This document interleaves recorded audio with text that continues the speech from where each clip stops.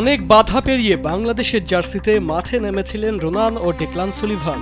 ভক্তরা দেখেছিলেন নতুন স্বপ্ন, কিন্তু সেই স্বপ্ন এখন ফিকে হওয়ার পথে। টিম ম্যানেজমেন্টের অবহেলায় হতাশ সুলিভান পরিবার। রোনান আপ্রাণ চেষ্টা করলেও ডেক্লান যেন ফুটবলের রাজনীতির শিকার। নেপাল ম্যাচে তাকে মাত্র 4 মিনিটের জন্য মাঠে নামানো হয়। এতটুকু সময়ে একজন প্রতিভা নিজেকে কতটা প্রমাণ করতে পারেন, প্রশ্ন এখন ফুটবল পাড়ায়। সামর্থ্য থাকা সত্ত্বেও ডেক্লানকে বসিয়ে রাখা মানতে পারছে না তার পরিবার। মাঠের লড়াইয়ের আগেই যেন পর্দার পেছনের সিদ্ধান্তে তারা হেরে যাচ্ছেন। সুলিভান পরিবারের এই যন্ত্রণার কথা কালবেলাকে জানিয়েছেন স্পোর্টস অ্যাক্টিভিস্ট ও সেভ বাংলাদেশ ফুটবলের অ্যাডমিন দিন মোহাম্মদ। ফাইনালে আমরা সে বাংলাদেশ জার্সিতে খেলার সুযোগ হলো দুজনেরই, কিন্তু বর্তমান যে পরিস্থিতি সেই পরিস্থিতিতে আমার কাছে মনে হয় তার নামে অনেকটা ফ্রাস্ট্রেশনে হচ্ছে।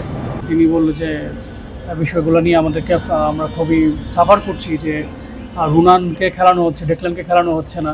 রোনান ডেক্লান কিন্তু একই ক্লাবে সবসময় একই সাথে স্টার্ট করে, পূর্ণাঙ্গ গেম টাইম পায় এবং তাদের দুজনের ফুটবলীয় ভীষণ এবং ফুটবলীয় সেন্স, টেকনিক্যাল সাইড বলেন বা কেমিস্ট্রিক বন্ড, জিনগত যে বৈশিষ্ট্য সবগুলো কিন্তু খুব ভালো।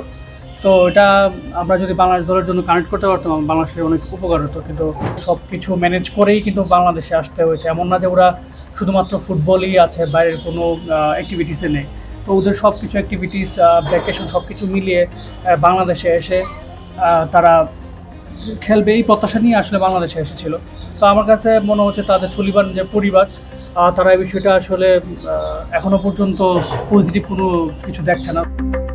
কাভান সুলিভানের ভাইয়েরা যখন প্রাপ্য সম্মান পান না, তখন তা দেশের ফুটবলের জন্য লজ্জার। যথাযথ সুযোগ না পাওয়ায় সুলিভান পরিবার এখন কঠিন সিদ্ধান্তের কথা ভাবছে।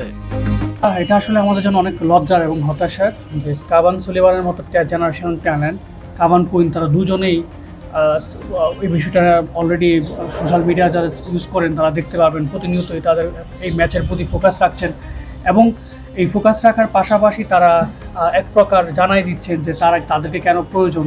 বিভিন্ন জায়গায় দেখতেছি আমরা তারা স্টোরি দিয়ে তাদের মানে ডেক্লান সুলিভান যে নেওয়া হচ্ছে না এই বিষয়টা তাদের খুবই, তারা যখন স্টোরি দিচ্ছে বা তারা যখন কোথাও কমেন্ট করে তাদেরকে যে ব্যাপারে রিকমেন্ড করতেছে সেই বিষয়টা আমার জন্য অনেক লজ্জা। না রোনানের ব্যাপারে তারা হয়তো বা দেখতে পেয়েছে রোনান অলরেডি একটা অসাধারণ ফ্রি কিক থেকে গোল করেছে, ডিভোর ম্যাচে 2টা গোল করেছে, এরপরের দিন আবার অ্যাসিস্ট করেছে।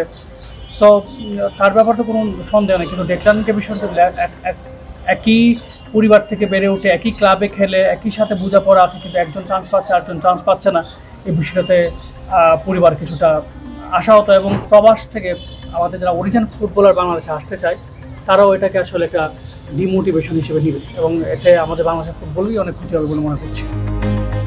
অভিমান আর বঞ্চনা নিয়েই হয়তো খুব শিগগিরই চিরতরে দেশ ছাড়বেন রোনান ও ডেক্লান। নিজেদের অবহেলায় কি তবে অকালেই ঝরে যাবে দুই উজ্জ্বল সম্ভাবনা? উত্তরটা সময়ের হাতে। আরমান হাসান, কালবেলা।